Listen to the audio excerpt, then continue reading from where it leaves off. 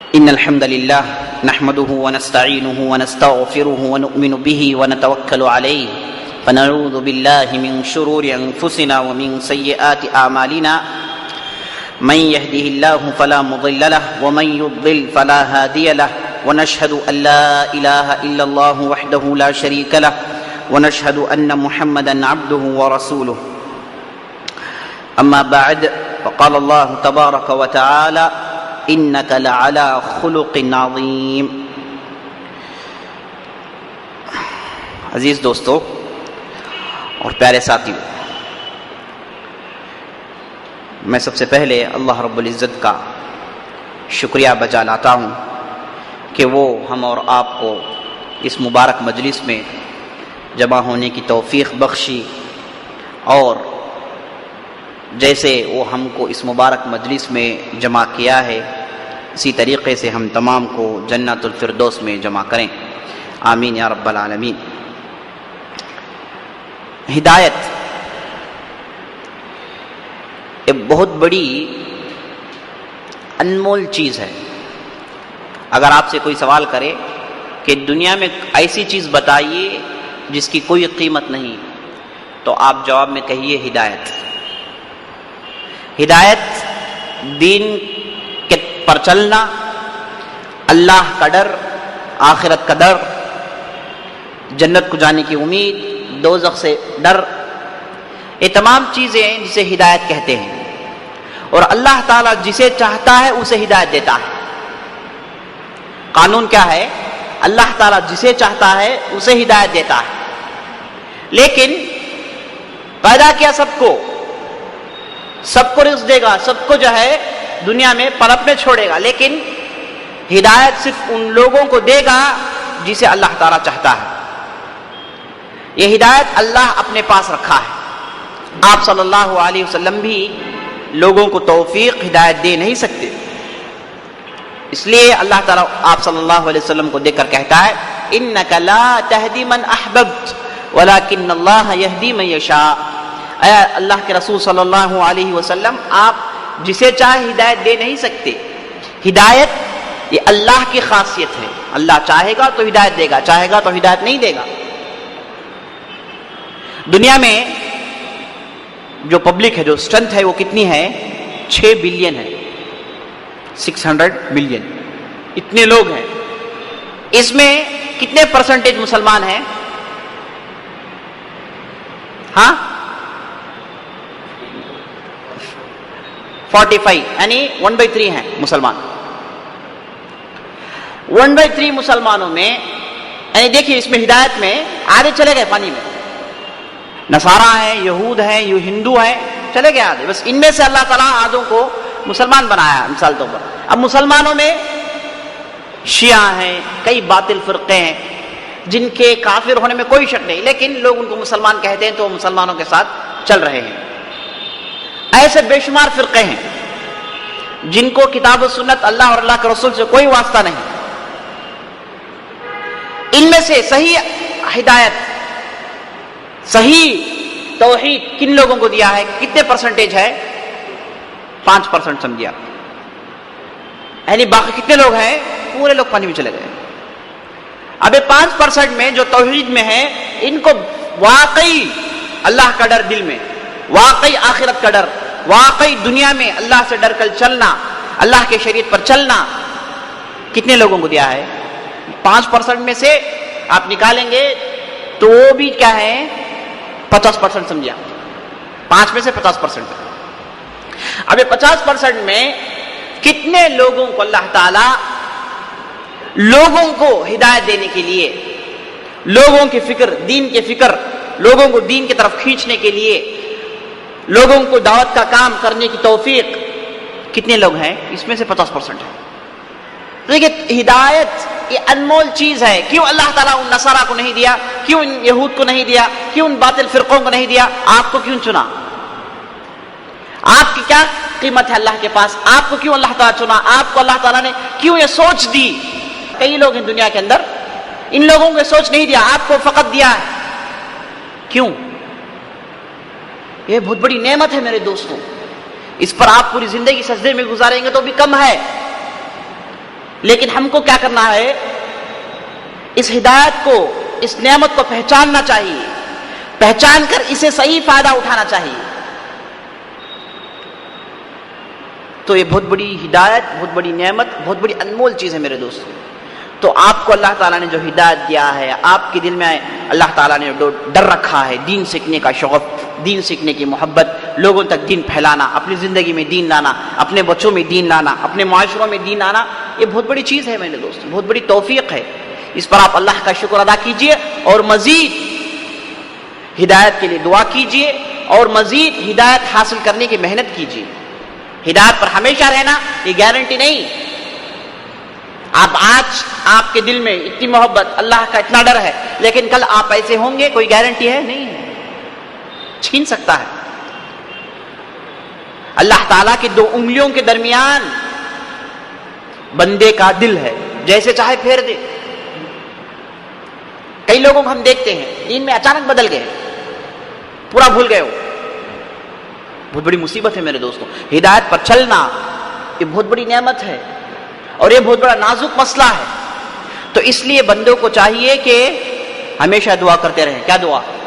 ربنا لا تزغ قلوبنا بعد إذ هديتنا وهب لنا من لدنك رحمة إنك أنت الوهاب۔ اے اللہ میرے دل کو موڑ مت، بات اس کے کہ تو نے اسے صحیح راستے میں ڈال دیا۔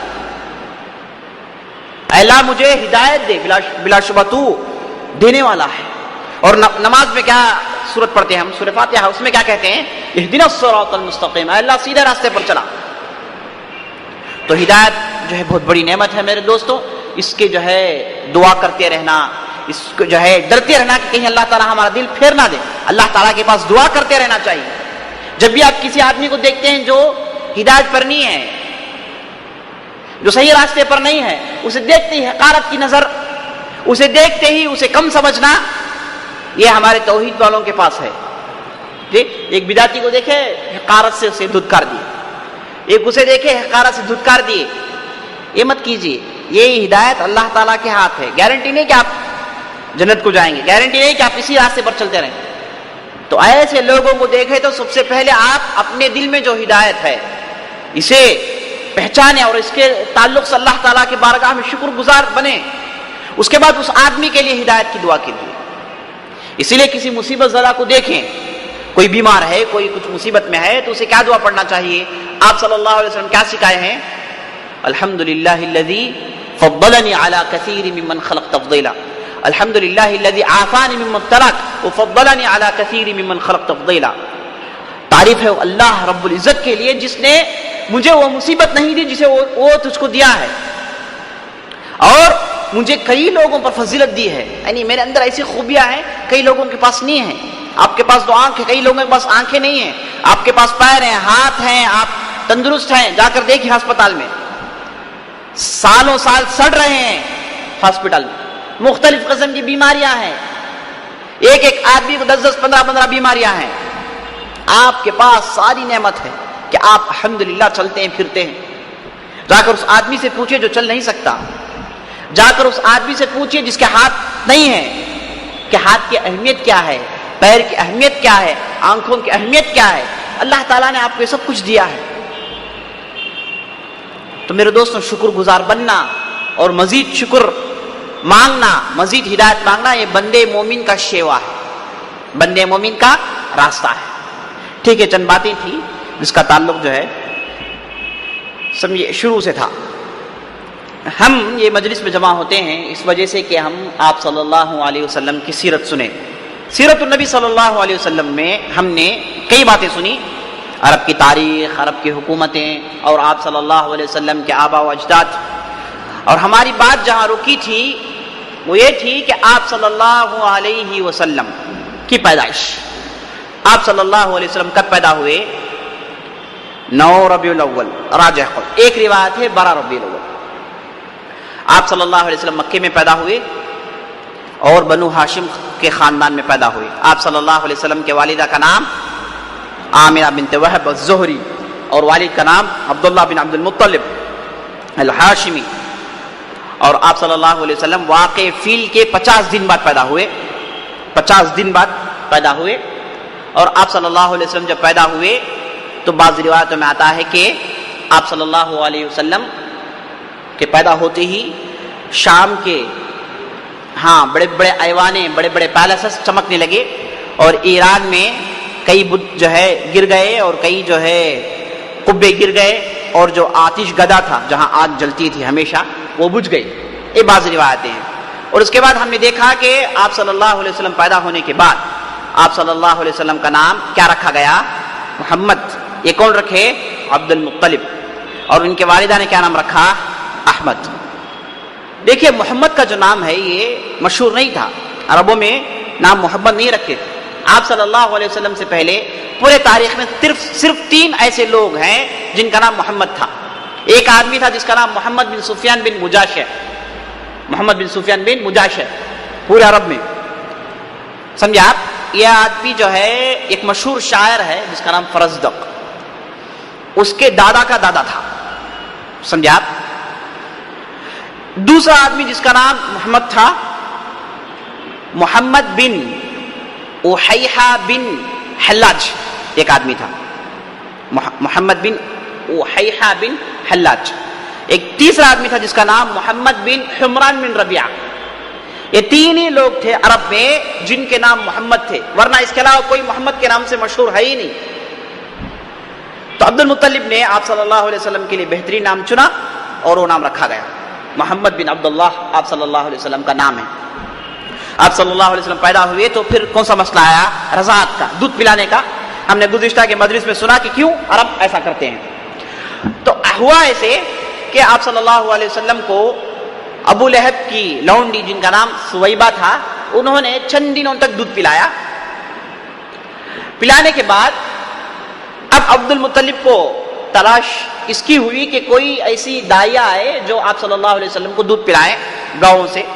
تو اتفاق سے اس زمانے میں یعنی مکے میں سال بھر میں ایک ایسا وقت ہوتا تھا جس میں باہر گاؤں سے عورتیں آتی جن کے پاس بچے ہوتی تھی، اور شہر میں آ کر بچوں کو لے کر جاتی تھی، جا کر اپنے یہاں رکھتی تھی، دودھ پلاتی تھی، ان کی پرورش کرتی تھی، اچھا کھلاتی تھی، اچھا زبان سکھاتی تھی.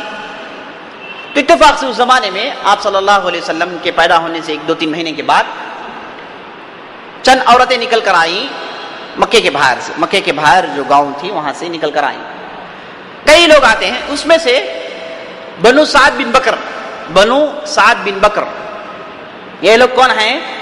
بنو سعد بن فلان فلان بن فلان بن حوازن میں ختم ہوتے ہیں لوگ.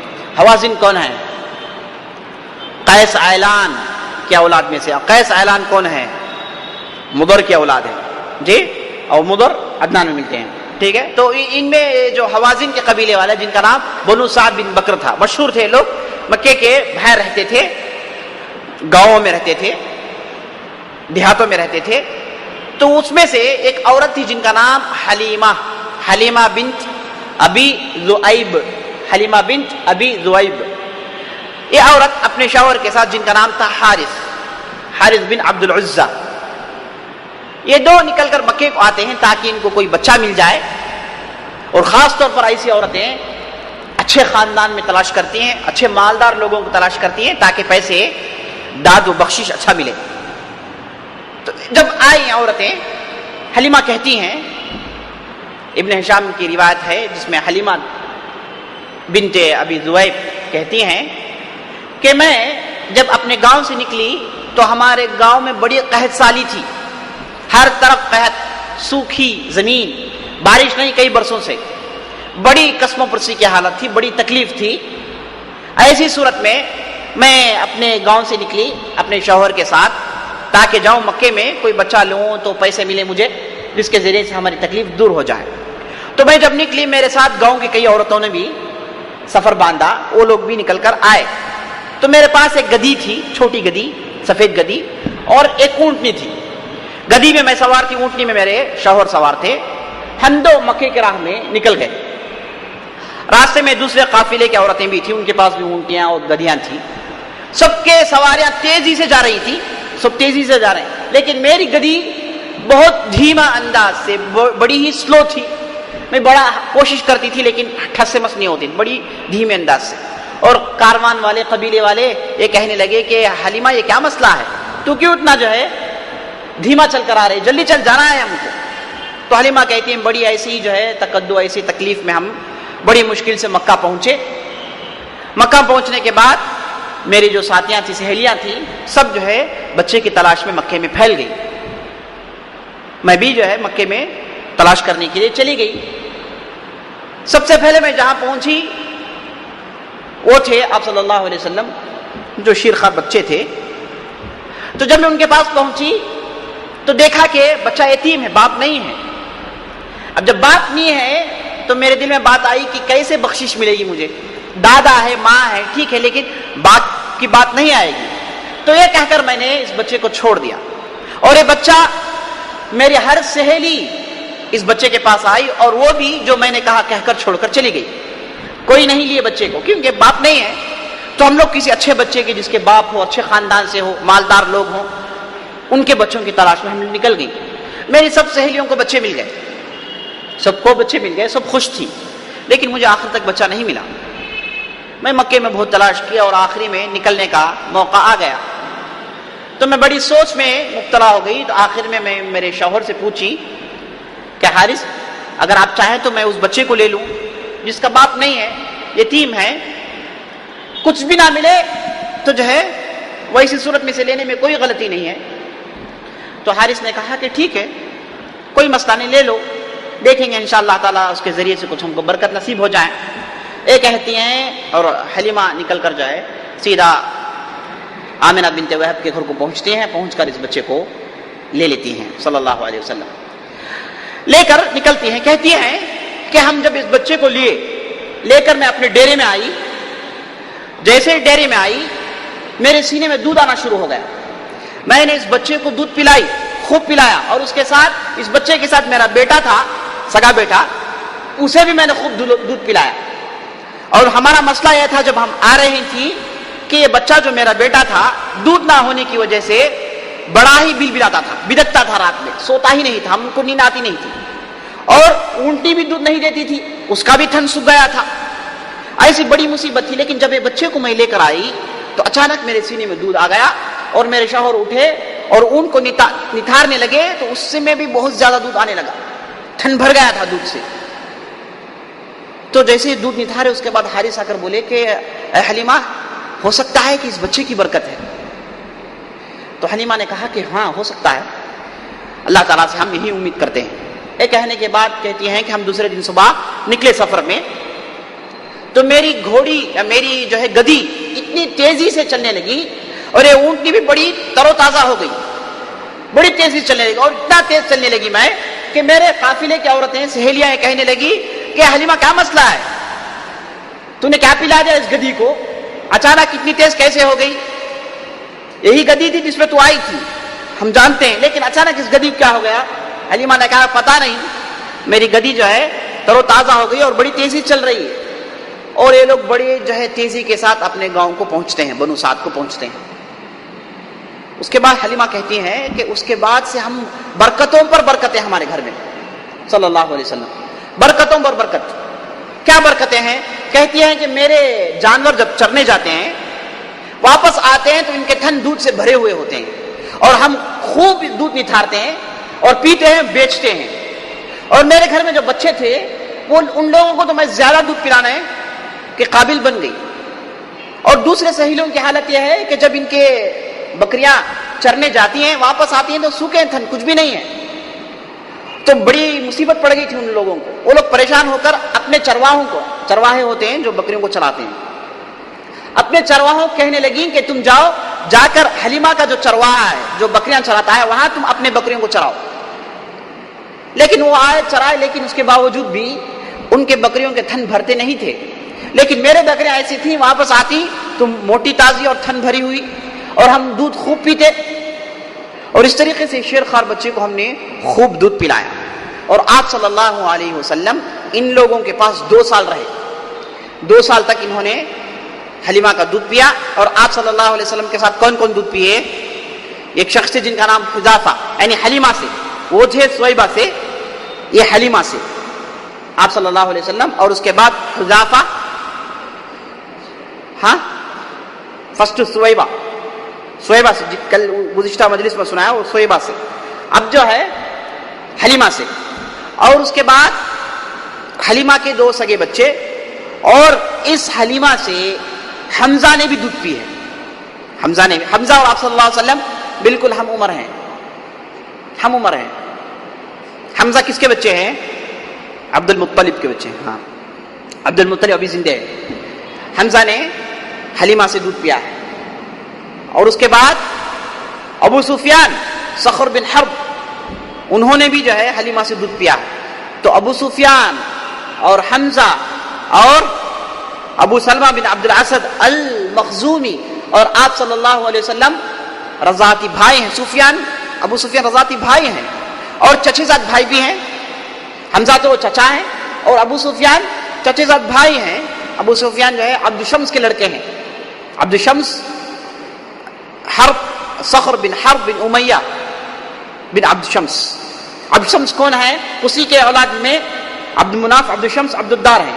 تو عبد شمس اور عبد مناف بھائی ہیں. عبد مناف سے آپ صلی اللہ علیہ وسلم ہے، عبد شمس سے ابو سفیان ہے. سمجھے آپ؟ تو اس میں جو ہے ابو سفیان آپ صلی اللہ علیہ وسلم کے رضاعتی بھائی بن جاتے ہیں، اور حمزہ بن عبد المطلب آپ صلی اللہ علیہ وسلم کے رضاعتی بھائی بن جاتے ہیں. اور ابو سفیان کیا تھے؟ آپ صلی اللہ علیہ وسلم سے بہت زیادہ ملتے جھلتے تھے، شکل و صورت سے، قد و خال سے، جسمانی حیثیت سے آپ صلی اللہ علیہ وسلم سے بالکل ملتے تھے.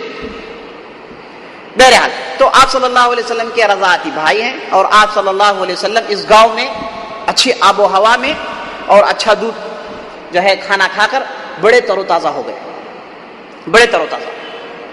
اب اس زمانے میں قانون یہ تھا کہ جب بچہ 2 سال کا ہو جائے، اس بچے کو لائیں واپس اپنی ماں کے حوالے کر دیں. جب لا کر واپس کرتی ہے تو مائیں باپ خوب پیسے دیتے ہیں. سمجھے آپ؟ تو حلیمہ جو ہے اس بچے کو لے کر نکلی، آمینہ کے پاس گئی، جا کر بولی کہ یہ بچہ جو ہے بڑا ہی مبارک بچہ ہے، صلی اللہ علیہ وسلم بڑا ہی مبارک بچہ ہے. میں چاہتی ہوں کہ یہ بچہ اور ہمارے علاقے میں رہے، اور میں اسے تر و تازہ کرتی ہوں، ہو سکتا ہے آپ کے پاس آئیں تو آپ جو ہے اس کی صحیح تربیت نہ کر پائیں، تو میں جو ہے سمجھتی ہوں کہ گاؤں میں رہے گا تو اور تر و تازہ رہے گا. ایسے ویسے باتیں بناتی ہیں، بنا کر آپ صلی اللہ علیہ وسلم کو دوبارہ واپس لے کر چلے جاتی ہیں. ایسا ہوتا نہیں، ہوتا ہے کہ 2 سال کے بعد لاتی، پٹکتی، پیسے دے کر چلے جاتی، لیکن یہ آئی بات کر کے ماں کے پاس پھر لے کر چلے گی آپ صلی اللہ علیہ وسلم. آپ صلی اللہ علیہ وسلم گئے، پھر 2 سال رہے، یعنی آپ صلی اللہ علیہ وسلم کیا ہے 4 سال بنو سعد میں رہے. اسی لیے ابو بکر صدیق ایک مرتبہ پوچھتے ہیں، یا رسول اللہ انی اراک فصیحا، اے اللہ کے رسول میں آپ کو دیکھتا ہوں کہ آپ کی زبان بالکل فصیح ہے، پاک صاف سلیس زبان بولتے ہیں آپ، یہ کیسے ہے؟ تو آپ صلی اللہ علیہ وسلم کہتے ہیں ما یمنعنی انا من قریش وارضعت فی بنی سعد. ہاں کیسے نہیں ہوں گا، میں قریش سے ہوں اور مجھے بنو سعد کی عورتوں نے دودھ پلایا ہے، ادھر میں پلا بڑا ہوں. یعنی 4 سال رہے آپ صلی اللہ علیہ وسلم. کہ ابو بکر صدیق جب پوچھتے ہیں تو کچھ غیر معمولی بات ہے، کیونکہ ابو بکر صدیق شاعر ہے. ابو بکر صدیق خصوصیت کیا ہے؟ شاعر ہے. اور اس کے بعد لوگوں کے نسب جانتے ہیں، نسب کا علم ہے ان کے پاس. جو بھی آدمی بولیے فوراً پوری نسل کھینچ دیں گے سامنے. نسب کا علم تھا. آپ صلی اللہ علیہ وسلم سے زیادہ مشہور تھے ابو بکر صدیق. اسلام سے پہلے بہت مشہور تھے، ہر جگہ جاتے، تجارت کرتے تھے، ہمیشہ تجارت میں بزی رہتے تھے، سارا عرب پھرتے تھے، پورے راستے جانتے تھے. ابو سفیان بھی ایسا ہی ہے. ابو سفیان اور ابو بکر میں اس میں جو ہے اتفاق اس میں ہوتا ہے کہ دونوں کیا ہے، پورے عرب کے کیا ہے چوہے ہیں، یعنی سب راستہ جانتے ہیں، کیسے نکلے کہاں سے نکلے پورا جانتے ہیں. تو اس لیے ابو بکر صدیق جب آپ صلی اللہ علیہ وسلم مدینے میں گئے تو لوگ کیا ہے آپ ابو بکر صدیق کو دیکھ کر نبی سمجھ گئے. آتے تھے سلام کرتے تھے، ملاقات، آپ صلی اللہ علیہ وسلم بیٹھے ہیں، ادھر ابو بکر بیٹھے ہیں، لوگ آتے ان سے ملاقات کر جاتے، آپ صلی اللہ علیہ وسلم خاموش بیٹھے ہیں جی. اس کے بعد اتفاق سے ہوتا ہے کہ آپ صلی اللہ علیہ وسلم کا چادر گر جاتا ہے تو ابو بکر اٹھا کر اوپر ڈالتے ہیں، تو لوگ کہتے ہیں نہیں، یہ نہیں، یہ ہے رسول اللہ صلی اللہ علیہ وسلم جی. اتنے سادے آدمی تھے، تو کیوں لوگ آئے ابو بکر کے پاس؟ یہ مشہور تھے، لوگوں نے ان کا چہرہ دیکھا ہے، بازاروں میں ان کا چہرہ دیکھا ہے، نیک آدمی مشہور ہے. تو ابو بکر صدیق جب پوچھتے ہیں کہ آپ صلی اللہ علیہ وسلم آپ فصیح اس وجہ سے جو سوال کیے ہیں، اس وجہ سے کیے ہیں کہ وہ زبان کے ماہر تھے، شاعر تھے، تو آپ صلی اللہ علیہ وسلم کی زبان کو اچھی طریقے سے پہچانتے تھے. اس لیے ایک مرتبہ آپ صلی اللہ علیہ وسلم شعر بولتے ہیں. آپ صلی اللہ علیہ وسلم شعر نہیں بولتے تھے، نہیں معلوم تھا ان کو. وما علمناه الشعر وما ينبغي له. اللہ تعالیٰ کہتا ہے کہ ہم نے اسے آپ صلی اللہ علیہ وسلم کو شعر نہیں سکھائے اور اس کی شعر کی ضرورت نہیں ہے، اس سے اچھی زبان بولتا ہے، اسے کیا شعر کی ضرورت ہے. کبھی کبھار شعر بولتے تھے آپ صلی اللہ علیہ وسلم، لیکن شعر جو ہے ایک وزن ہوتا ہے، ہر شعر کا ایک وزن ہوتا ہے، وزن سے بولیں. ٹوٹ جائے تو جو ہے شاعر نہیں مانا جاتا. آپ صلی اللہ علیہ وسلم بولتے توڑ دیتے تھے، شعر بولتے ٹوٹ جاتا، وزن ٹوٹ جاتا تھا. ابو بکر کہتے ہیں اشہد انک انت رسول اللہ صلی اللہ علیہ وسلم، میں شہادت دیتا ہوں کہ آپ ہی اللہ کے رسول ہیں. کیونکہ شعر نہیں آتا آپ صلی اللہ علیہ وسلم کو، لیکن بولتے تھے کبھی، لیکن ٹوٹ جاتا تھا صلی اللہ علیہ وسلم. تو کیا ہے، تو آپ صلی اللہ علیہ وسلم بنو سعد میں 4 سال گزارے، اور بعض روایتوں میں آتا ہے کہ 5 سال تھے صلی اللہ علیہ وسلم. جب آپ صلی اللہ علیہ وسلم کی عمر 4 یا 5 سال کی تھی تو اس وقت ایک غیر معمولی واقعہ پیش آتا ہے جسے مورخین کہتے ہیں شق صدر. نام کیا ہے؟ شق صدر کا واقعہ پیش آتا ہے. حلیمہ کہتی ہیں، کیونکہ حلیمہ کی بات پوری کیا ہے، مستند ہے، قابل اعتبار ہے، کیونکہ وہ اسلام قبول کی تھی. نبی صلی اللہ علیہ وسلم جب نبی بن گئے تو آئی، اسلام قبول کی مدینے میں، اور ان کے والد حارث آئے، وہ بھی اسلام قبول کیے. جو حارث کیا تھے، آپ صلی اللہ علیہ وسلم کے باپ تھے، رضاعتی باپ تھے، وہ بھی اسلام قبول کرتے ہیں صلی اللہ علیہ وسلم. تو حلیمہ کی باتیں جو اس تعلق سے بہت مستند ہے، بہت معتبر ہے. تو وہ کہتی ہیں کہ آپ صلی اللہ علیہ وسلم جب یہ عمر کے ہو گئے تھے تو میں گھر میں بیٹھی تھی، میرے شوہر میرے ساتھ تھے، ہم گھر میں بات چیت کر رہے تھے. اچانک آپ صلی اللہ علیہ وسلم کے ساتھ جو لڑکا کھیلتا تھا، جی کیا کھیلتے تھے آپ صلی اللہ علیہ وسلم؟ جو ہے بکریوں کے درمیان کھلی جگہ کھیلنا کودنا، یہی تھا، اس کے علاوہ کچھ بھی نہیں. جی تو یہ لڑکا جو تھا بھاگ کر آیا، اچانک آ کر بولا کہ میرے بھائی کو کچھ ہو گیا ہے. کیا بولا؟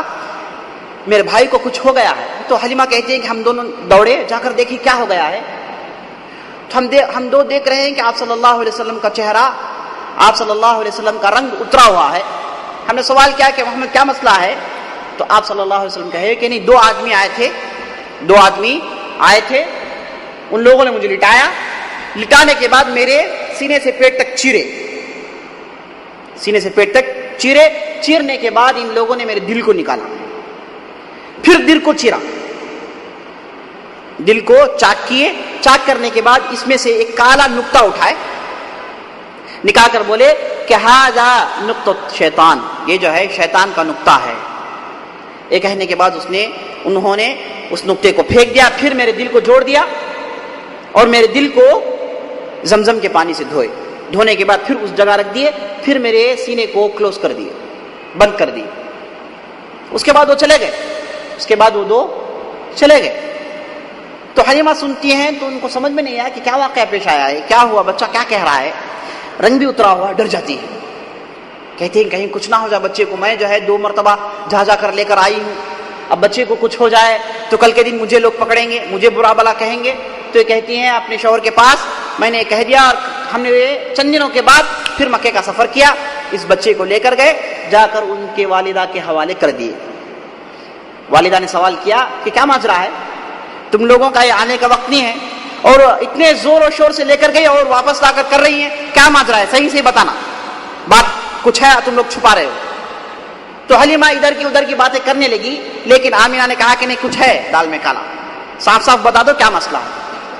تو اس کے بعد حلیمہ کہتی ہیں رضی اللہ عنہم اجمعین، کہتی ہیں کہ بچہ جو ہے ایک واقعہ پیش ہوا، ایسا ہوا، اس کے بعد سے بچے کا چہرہ اترا ہوا ہے، رنگ نکلا ہوا ہے، پتہ نہیں کیا ماجرا ہے.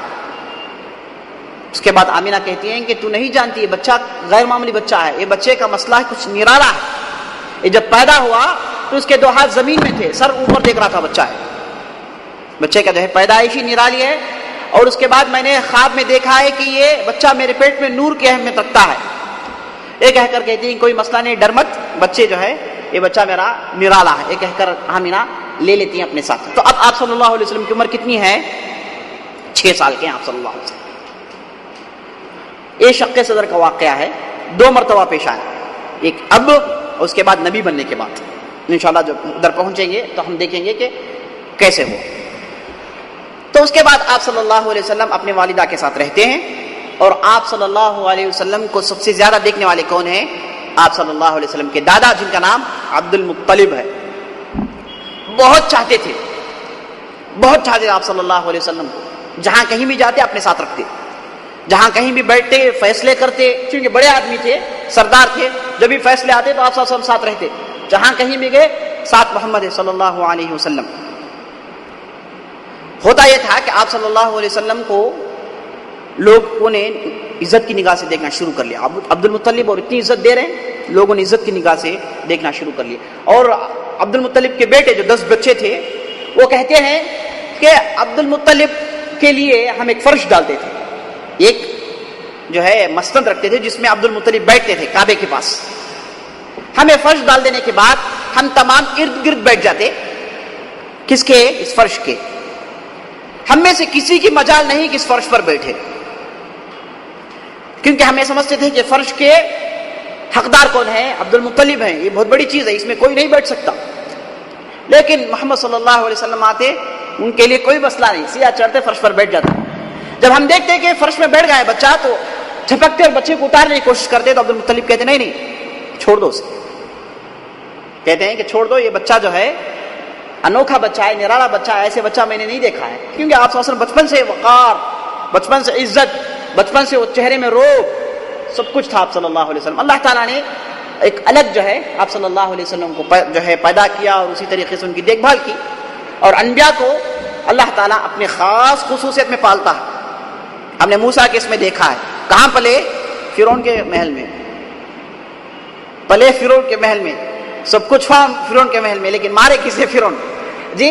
تو اللہ تعالیٰ جو ہے ایک ایسے سسٹم سے پالتا ہے انبیاء کو کہ جو خاص نگہبان اللہ تعالیٰ ان کا ہوتا ہے۔ تو اسی طریقے سے آپ صلی اللہ علیہ وسلم کی خاص خصوصیت کے ساتھ اللہ تعالیٰ نے ان کو پالا اور لوگوں کی نظر میں بچپن سے عزت تھی۔ تو ہوتا یہ کہ ایک مرتبہ آپ صلی اللہ علیہ وسلم کو لے کر آمینہ سفر میں جاتی ہیں۔ ہم نے پہلے سن لیا کہ عبداللہ شام کو گئے سفر کے لیے، واپس ہی مدینے میں وفات پا گئے، اور مدینے میں آپ صلی اللہ علیہ وسلم کے کون ہیں؟ رشتہ دار ہیں۔ عبد المطلب کے کون ہیں؟ ماموں ہیں، وہ دوسرے رشتہ دار ہیں۔ تو ان لوگوں کے ساتھ لنک تھا، خاص طور پر بنو نجار کے لوگ جن سے ان لوگوں کے رشتے تھے، آتے جاتے تھے۔ تو ایک مرتبہ آمینہ اپنے شوہر کی یاد میں مدینہ جانا چاہتی ہیں، اپنے ساتھ جو ہے محمد صلی اللہ علیہ وسلم کو لیتی ہیں، اور یہ دونوں سفر میں نکلتے ہیں۔ ان کے ساتھ ایک لونڈی ہوتی ہیں جن کا نام ایمن، ان کی بھی خصوصیت ہے، بعد میں بتاؤں گا۔ یہ 3 نکلتے ہیں کہاں؟ مدینہ کو، عبداللہ کے قبر کو زیارت کرنے کے لیے۔ جب جاتی ہیں، جا کر زیارت ہوتا ہے، سب کچھ ہوتا ہے، مدینے میں رہتی ہیں۔ اس کے بعد نکل کر آتی ہیں چند دنوں کے بعد، راستے میں بیمار پڑ جاتی ہیں۔ اتنی بیمار پڑتی ہیں کہ یہاں تک ابوا ایک علاقہ ہے، وہاں پہنچتی ہیں اور وفات پا جاتی ہیں۔ ادھر جو ہے آپ صلی اللہ علیہ وسلم اور لونڈی دونوں مل کر حضرت آمینہ کو ادھر دفن کر دیتے ہیں۔ دفن کرنے کے بعد یہ جو لونڈی تھی وہ آپ صلی اللہ علیہ وسلم کو لے کر مکہ پہنچتی ہیں، سیدھا لا کر کس کے پاس دیتی ہیں؟ عبد المطلب کے پاس دیتی ہیں۔ کہتی ہیں کہ ان کی والدہ وفات پا گئی، اور عبد المطلب کو بڑا غم ہوتا ہے، پہلے سے یتیم بچہ ہے اور ماں بھی وفات پا گئی، اب کون اسے دیکھیں گے، اب میں بھی بوڑھا ہو چکا ہوں۔ تو بڑی فکر تھی اور بڑی جو ہے محبت سے اور محبت بڑھ گئی تھی۔ اب آپ صلی اللہ علیہ وسلم اکیلے ہو گئے دنیا میں، اب دادا ہی سب کچھ ہے، تو بڑی جو ہے لاڑ پیار سے بڑی اہمیت کے ساتھ پالتے تھے محمد رسول اللہ صلی اللہ علیہ وسلم کو۔ جب آپ صلی اللہ علیہ وسلم کی عمر 8 سال کی ہوئی، یعنی 2 سال دادا کے نگہبانی میں تھے، جب 8 سال کی عمر ہوئی آپ صلی اللہ علیہ وسلم کو، عبد المطلب وفات پا جاتے ہیں، بیمار پڑتے ہیں اور وفات پا جاتے ہیں۔ عبد المطلب وفات پائے تو آپ صلی اللہ علیہ وسلم اب دنیا میں کیا ہو گئے؟ بالکل اکیلے ہو گئے۔ لیکن عبد المطلب ہوشیار آدمی تھے، زیرک آدمی تھے، انہوں نے ابو طالب کو، جو آپ صلی اللہ علیہ وسلم کے چچا ہیں، اور ابو طالب جن کا نام عمر ہے، ابو طالب اور عبداللہ جو آپ صلی اللہ علیہ وسلم کے والد ہیں، اور اس کے بعد زبیر بن عبد المطلب، ابو طالب، عبداللہ، زبیر، یہ تینوں عبد المطلب کے بیٹے ہیں، اور تینوں ایک ہی ماں سے ہیں، یعنی ماں باپ ان کی ایک ہیں، سگے بھائی ہیں، دوسرے بھی سوتیلے ہیں، بھائی ہیں، لیکن یہ 3 کیا ہیں؟ سگے بھائی ہیں۔ اور تینوں کی والدہ کون ہے؟ فاطمہ، جو زہری بنو زہرا سے تھی۔ تو یہ کیا تھے؟ 3 بھائی ہونے کی وجہ سے، اور ابو طالب کیا تھے؟ سب میں بڑے تھے۔ تو عبد المطلب نے ابو طالب کو بلا کر کہہ دیا تھا اپنی زندگی میں ہی کہ یہ بچے کو دیکھنا، اس کی ذمہ داری تیرے ہاتھ ہے، میں وصیت کرتا ہوں کہ اس بچے کی اہمیت بہت زیادہ ہے، اور اس بچے کی دیکھ بھال، اس کے پرورش میں، اس کے جو ہے خاتم مدارات میں کوئی کسر اٹھا نہیں رکھنا، بالکل جو ہے اس بچے کی حفاظت کرنا۔ اور ابو طالب نے عبد المطلب کی نصیحت قبول کی، اور ایسے بچے کون نہیں محبت کرتا؟ تو جو ہے قدرتی طور پر ان کی محبت اور ان کی دل کی لگاؤ آپ صلی اللہ علیہ وسلم سے بہت زیادہ ہو گئی تھی، اور ابو طالب ایسا ہو گیا کہ دادا سے زیادہ یہ چاہنے لگے، عبد المطلب سے زیادہ یہ دیکھ بھال کرنے لگے، بلکہ یہاں تک مسئلہ ہو گیا کہ جہاں کہیں بھی جاتے آپ صلی اللہ علیہ وسلم ساتھ ہوتے، جہاں کہیں بھی جائیں،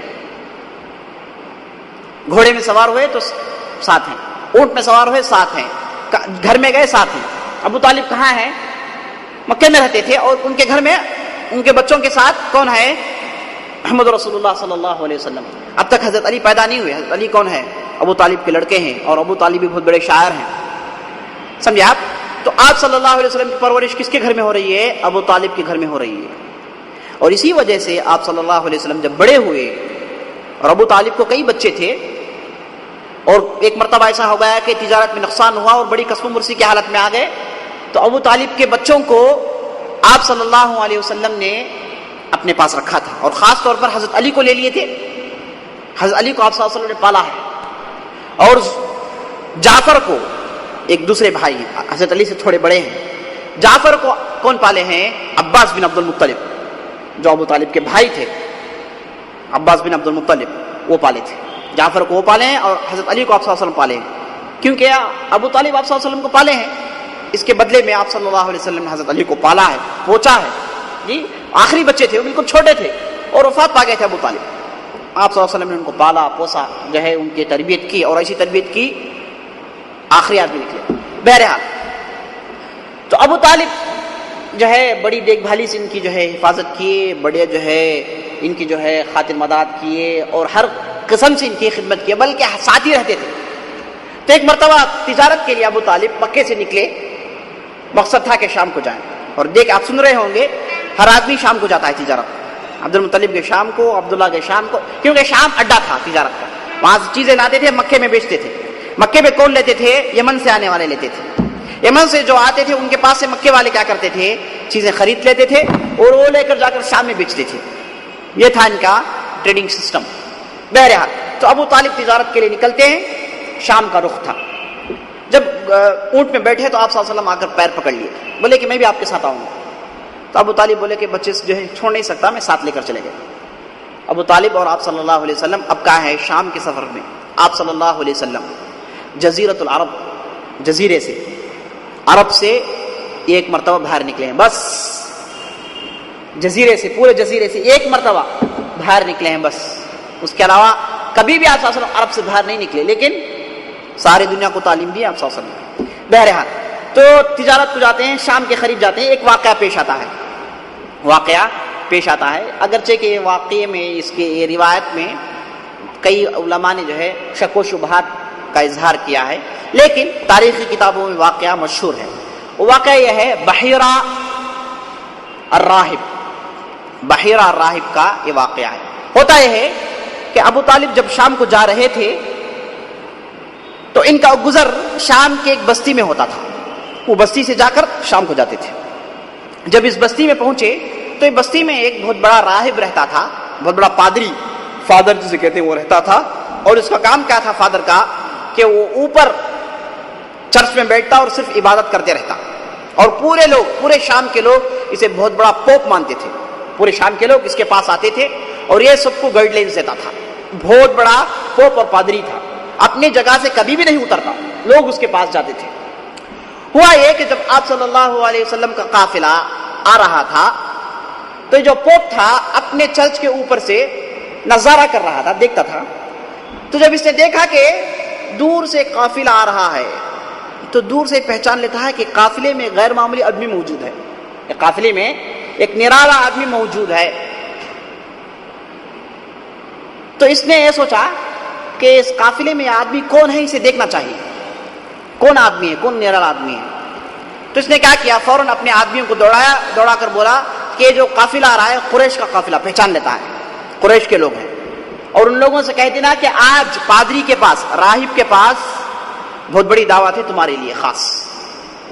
اب قریش تھے، مان لیے کھانے کے لیے دعوت ہے، مان لیے پورے آئے، سب کو کھانے رکھے گئے، سب کھا رہے ہیں۔ راہب اوپر سے اتر کر نیچے آ رہا، بڑی تعجب کی بات ہے، لوگ تعجب میں پڑ جاتے ہیں، آپ نیچے آ رہے ہیں؟ بولے کہ نہیں یہ قافلے میں کچھ غیر معمولی شخص ہے، اس کی جو ہے زیارت میں کرنا چاہتا ہوں، یہ کہہ کر اتر کر نیچے آ جاتا ہے۔ راہب نیچے آتا ہے، آ کر لوگوں کو غور سے دیکھتا ہے،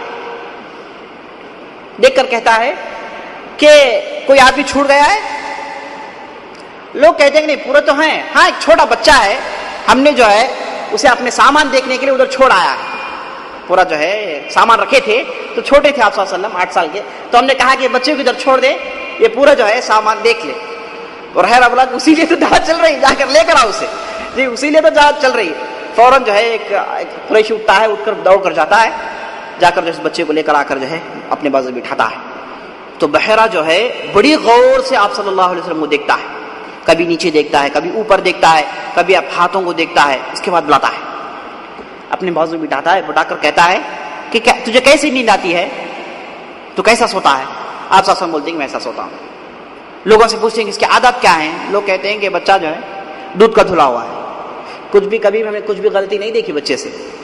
کئی اوصاف پوچھتا ہے، ایسی چیز پوچھتا ہے، اس کے بعد اسے وہ کنفرم کر لیتا ہے کہ نبی ہے، چونکہ تورات میں انجیل میں آپ صلی اللہ علیہ وسلم کے ان گنت اوصاف بیان کیے گئے، بہت سارے اوصاف ہیں۔ آج بھی یہ بائبل جو ہے اولڈ ٹیسٹامنٹ نیو ٹیسٹامنٹ، اس کے اندر آپ صلی اللہ علیہ وسلم کے نام کے ساتھ، آپ صلی اللہ علیہ وسلم کے اوصاف کے ساتھ، کس زمین میں آئیں گے، کیسے رہیں گے، پورا موجود ہے۔ اور موسیٰ علیہ السلام نے، عیسیٰ علیہ السلام نے آپ صلی اللہ علیہ وسلم کی آمد کی خبر دی ہے اور پورے اوصاف سکھائے ہیں، حواریون کو تعلیم دی ہے کہ ایک آدمی آئے گا، اور اس زمانے کے پورے پادری، پورے یہود جانتے تھے کہ ایک آدمی آئے گا، آخر الزمان، نبی آخر الزمان آئے گا، اور اس کے اوصاف ہوں گے۔ چونکہ بہت بڑا عالم بھی تھا اور Bible old Testament new Testament کا عالم تھا اور کئی باتیں جانتا تھا، تو اس نے کئی اوصاف پوچھے آپ صلی اللہ علیہ وسلم سے۔ جب انہوں نے جواب دینے کا انداز اور چہرے میں نور، اور اس کے بعد آخری کنفرم کرنے کے لیے آپ صلی اللہ علیہ وسلم کو پلٹاتا ہے اور آپ صلی اللہ علیہ وسلم کا کھاندہ دیکھتا ہے، اور آپ صلی اللہ علیہ وسلم کے کھاندے میں مہر نبوت تھی، پرافٹہوڈ کا سیل تھا آپ صلی اللہ علیہ وسلم کے کھاندے میں۔ اور کئی صحابہ نے بھی دیکھا ہے جی آپ صلی اللہ علیہ وسلم کبھی بھی لباس اوڑے ہوتے تھے، لیکن کبھی کبھار جو ہے کبھی ڈھیلا لباس اوڑھتے، صحابہ دیکھتے رہتے، پیچھے سے کچھ دکھ جائے جو ہے، اور احرام پہنتے تو جو ہے صحابہ دیکھتے تھے، اور کئی صحابہ نے چما بھی ہے۔ یہ کیا ہے؟ یہ جو ہے کبوتر کے انڈے کے سائز میں، اگر مثال طور پر آپ کو جو ہے ایک گرم چمٹے سے آپ کا چمڑا کھینچ دیا جائے، چھوڑ دے، جب یہ سوکھے گا کیسے رہے گا؟ ایک بلج ہو جائے گا یہ علاقہ، تکیے جیسا کالا رنگ کا ایک جو ہے ابھرا ہوا، باہر آیا ہوا ایک شکل بن جائے گا، بالکل ویسی شکل میں تھا، اور اس کے اطراف بال تھے جو آپ صلی اللہ علیہ وسلم کے کھاندے میں تھا، بچپن سے تھا وہ۔ تو جب بحیرہ جو ہے الراہب پھیلتا کر آپ صلی اللہ علیہ وسلم قمیص کو جو ہے دیکھتا ہے، دیکھ کر اب اسے 100% یقین ہو جاتا ہے کہ نبی آخر الزمان ہے۔ اس کے بعد دعوت کھلاتا ہے اور آپ صلی اللہ علیہ وسلم چومتا ہے، بڑی عزت کرتا ہے جی۔ اس کے بعد جو ہے پورے قافلے والے کھا لیتے ہیں، کھانے کے بعد سب کو بھیجتا ہے، ابو طالب کو بلاتا ہے، بلا کر بولتا ہے کہ تم کون ہو؟ تو ابو طالب کہتے ہیں کہ میرا بچہ ہے، میرا لڑکا ہے۔ بولتے ہیں کہ نہیں، ہو نہیں سکتا۔ بولتا ہے یہ بچے کے باپ نہیں ہوں گے، یہ اصول ہے ہمارے پاس، ہم نے دیکھا ہے اپنی کتاب میں۔ اور وہ کہتے ہیں ہاں میں چاچا ہوں، ابن اخی جو ہے یہ میرا بھائی کا بچہ ہے۔ تو کہتے ہیں اب تو نے صحیح کہا ہے۔ بولتے ہیں کہ اس بچے کو لے کر فوراً نکل جائے یہاں سے، یہ شام کی بستی یہودیوں سے بھری پڑی ہے، اور یہودی کون ہیں؟ انبیاء کے قتل کرنے والے ہیں۔ یہ جاہل ایسے لوگ ہیں انبیاء کو قتل کرتے تھے، بڑے شیطان لوگ تھے، جانتے ہیں نبی قتل کرتے تھے شرارتی میں۔ بعض تاریخی روایتوں میں آتا ہے کہ ان لوگوں نے 100 نبیوں کو قتل کیا ہے، اور اللہ تعالیٰ یہ کہتا ہے سنکتب ما قالوا وقتلهم الانبیاء، جی یہ لوگ جو اللہ تعالیٰ پر بہتان باندھتے ہیں وہ لکھتے ہیں، اور اس کے بعد ان لوگوں نے انبیاء کو جو قتل کیا ہے وہ بھی لکھے ہیں، اس کا بھی حساب کتاب دینا ہے۔ جو اللہ تعالیٰ جو ہے ان کو جہاں کہیں بھی ذکر کرتا ہے انبیاء کے قتل کا ذکر کرتا ہے، ان لوگوں نے انبیاء کو مارا ہے، استغفر اللہ العظیم، یہ بہت بڑا جرم تھا ان لوگوں نے کر رکھا تھا، اور انبیاء کے دشمن ہیں۔ اور یہ بحیرہ کون تھا؟ نصرانی تھا، اور یہودیوں کی دشمنی تھی، اور جانتا تھا یہودی کیسے ہیں۔ تو فوراً ابو طالب کو بتایا کہ نہیں، اس لڑکے کو لے کر آپ نکل جاؤ، پہلی فرصت میں نکل جاؤ، اور یہ بچے کا مسئلہ کچھ اور ہے. یہ بچہ جب بڑا ہوگا ساری دنیا کو روشنی سے ملے گی، نبی ہونے والا ہے. ابو طالب کو بتاتا ہے اور اس کے بعد ابو طالب فوراً اپنے بچے کو لیتے ہیں، آپ صلی اللہ علیہ وسلم کو واپس مکہ آ جاتے ہیں. یہ واقعہ کیا ہے؟ تاریخ کی کتابوں میں، سیرت کی کتابوں میں بحیرہ الراہب کے واقعے سے مشہور ہے. ایک واقعہ ہے جس میں بچپن میں ہی ابو طالب کو خبر مل گئی تھی کہ یہ بچہ نبی بننے والا ہے. دوسرا واقعہ یہ ہے کہ یمن سے، قبیلے بنو اسد سے ایک قیافہ شناس آدمی آتا تھا. قیافہ شناس پہلے بتایا ہوں میں، قیافہ شناس آدمی آتا تھا، مکے کو آتا تھا زیارت کے لیے. جب بھی آدمی آتا تو پورے قریش، پورے قبیلے کے لوگ اس کے آس پاس آ جاتے تھے.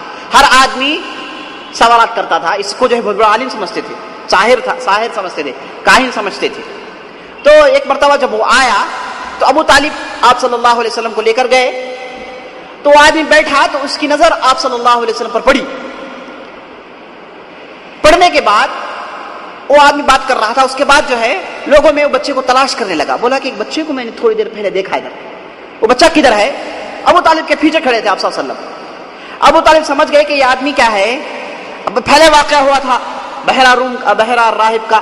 اب سمجھ گئے تھے کہ کچھ مسئلہ ہے اور یہ جو ہے آدمی جادو کا قسم کا ہے، یہ کوئی جو ہے نیک آدمی نظر نہیں آ رہا. تو فوراً کیا کرتے ہیں، ابو طالب بچے کو لے کر چپکے سے نکل جاتے ہیں پیچھے سے. وہ آدمی تلاش کرتے رہتا، اس کے بعد مکہ 7 چکر مارتا ہے، چیختا ہے، چلاتا ہے، بچے کو کیوں نہیں دیتے تم لوگ؟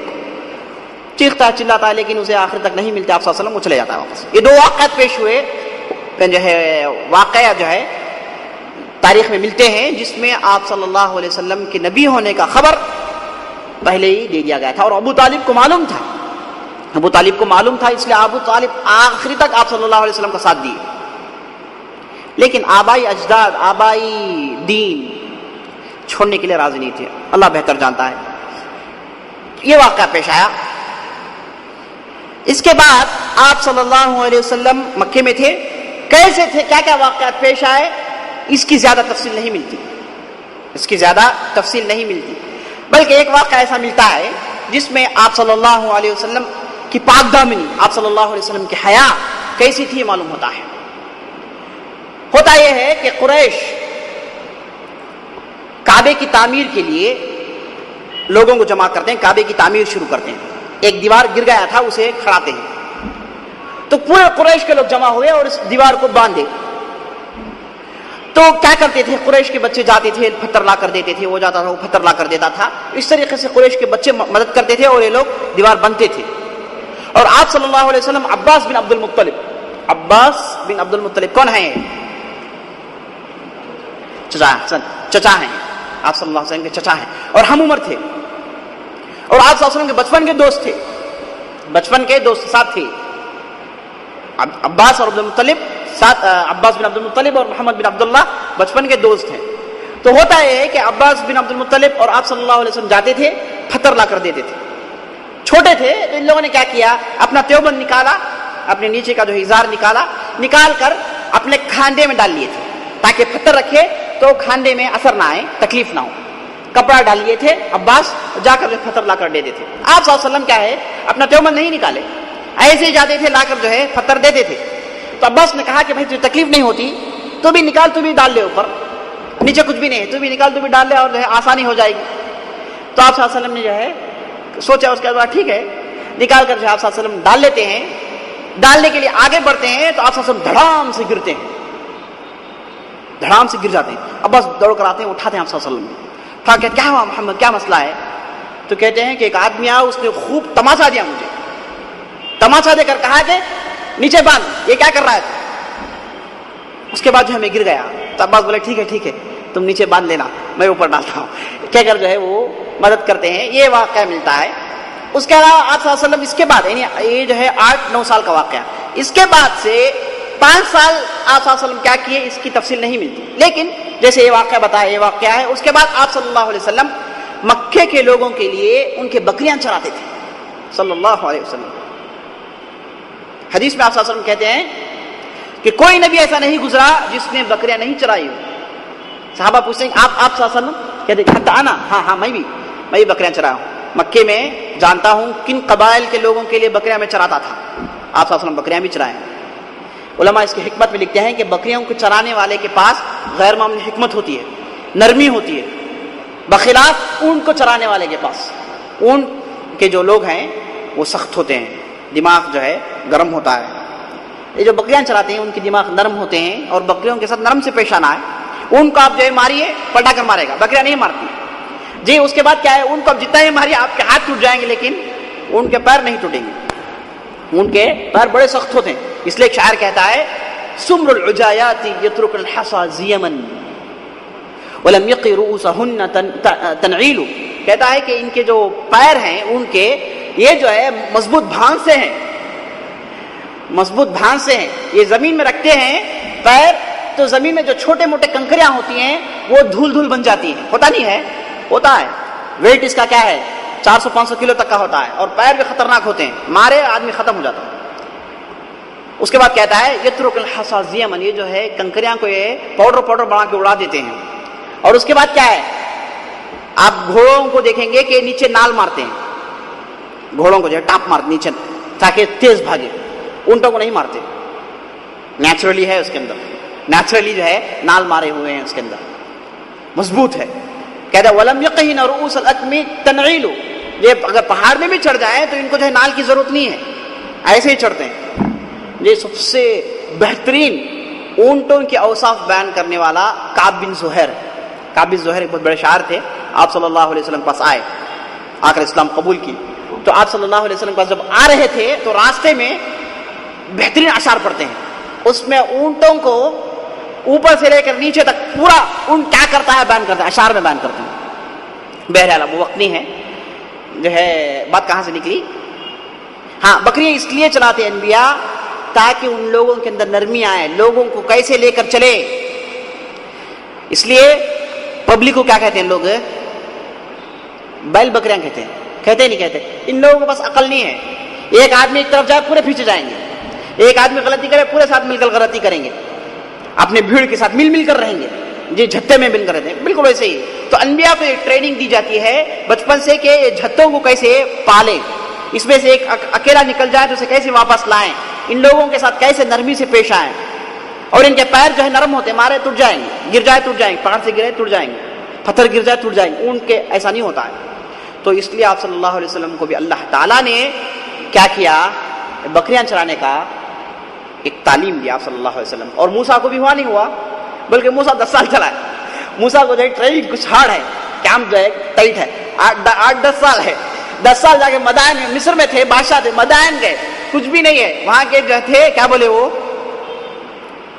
بولے کہ دیکھ بھائی میں میری 2 بیٹیاں ہیں، 2 میں سے ایک شادی کر دیتا ہوں تجھے، لیکن شرط یہ ہے کہ تو ہمارے پاس 8 سال کیا کرے گا، میرے بکریوں کو چرائے گا. اگر 10 سال کر لے تو اچھا ہے. کہتے ہیں اگر 10 سال کر لے، ان اطعمت عشرا فمن عندک، اگر 10 سال کر دے تو اچھی چیز ہے. 10 سال چرائے موسیٰ علیہ السلام. رفعت بھی تھے، ان کو جو ہے ایسی ٹریننگ دی گئی کہ آگے چلے تو جو ہے وہ ٹریننگ کام آئے. لیکن بہت استعمال کیے، لیکن بنی اسرائیل کے لوگ جو ہے ان کو جو ہے اونٹ چلانے والے چاہیے، اس لیے مارتے تھے خوب. ایک ایسے لوگ بھی تھے جو مارتے تھے لوگوں کو، ان کے پاس جو ہے زیادہ بحث نہیں ہے. لیکن آپ صلی اللہ علیہ وسلم کیا ہے، آپ صلی اللہ علیہ وسلم کو گریبان پکڑ لیتے تھے، بدو لوگ آتے پکڑ لیتے تھے. آپ صلی اللہ علیہ وسلم کو تکلیف ہوتی، لیکن آپ صلی اللہ علیہ وسلم کبھی بھی کسی پر ہاتھ اٹھائے یہ تاریخ نہیں ہے. لیکن موسیٰ کیا ہے، وہ سا جائے یہ پنچ آدمی ختم جی، ملک آئے ان کو مارے، ہاتھ نکل گیا جی. اور اس کے بعد کیا ہے، سامری جب غلطی کیا، سامری جب بچڑا بنایا اور اس میں جو ہے پھونک مار کے لوگوں کو کہا کہ یہ خدا ہے، یہ موسیٰ کا بھی خدا. موسیٰ بھول گیا. آپ واپس آئے تو کیا کرے، لوگوں پہ کیا کر رہے ہیں بھائی. لوگ بولے کہ یہ بچڑا بابا کے لے کے بچڑے کو مار کے پھوڑے سامنے، بولے کہ تمہارا خدا ہے جی، یہ خدا ہے. کون بتایا، لوگ بولے کہ یہ سامری ہے. بولے کہ لا کیا مسئلہ ہے تیرا، لگائے تو خوب. وہ بولا کہ جو ہے بھائی نہیں جو ہے میں نہیں کہتا رہا، لیکن خوب مار کھایا. اس کے بعد بولے کہ بدوا دے سامری، بولے کہ تم مرے دم تک کہتے رہے گا کہ لا مساس. ہوتا یہ تھا کہ اس کا جسم جلتا تھا، لوگ چھیے تو جل جاتا تھا. وہ آخری دم تک جو ہے وہ پریشان تھا. بنی اسرائیل سے دیکھ کر نصیحت قبول کرتے تھے. بہرحال انبیاء کو اللہ تعالیٰ نے بکریاں چرانے کی ٹریننگ دی اور آپ صلی اللہ علیہ وسلم نے بھی چرایا. آپ صلی اللہ علیہ وسلم نے بھی چرایا. اور کسے چراتے تھے یہ بھی آپ صلی اللہ علیہ وسلم جانتے تھے. انشاءاللہ باقیہ باتیں آئندہ مجلس میں، انشاءاللہ آئندہ مجلس میں ہم آپ صلی اللہ علیہ وسلم کا حصہ لینا جنگ فجار میں. جنگ فجار ایک بہت بڑا جنگ ہے، اس میں آپ صلی اللہ علیہ وسلم حصہ لیتے ہیں. یہ جنگ کیسے پیش آیا اور آپ صلی اللہ علیہ وسلم کا اس میں رول کیا تھا، اس کے بعد دوسرے واقعات ہم انشاءاللہ بیان کریں گے آئندہ مجلس میں. ھذا باللہ توفیق وصلی اللہ علی نبینا محمد وعلی آلہ وصحبہ اجمعین.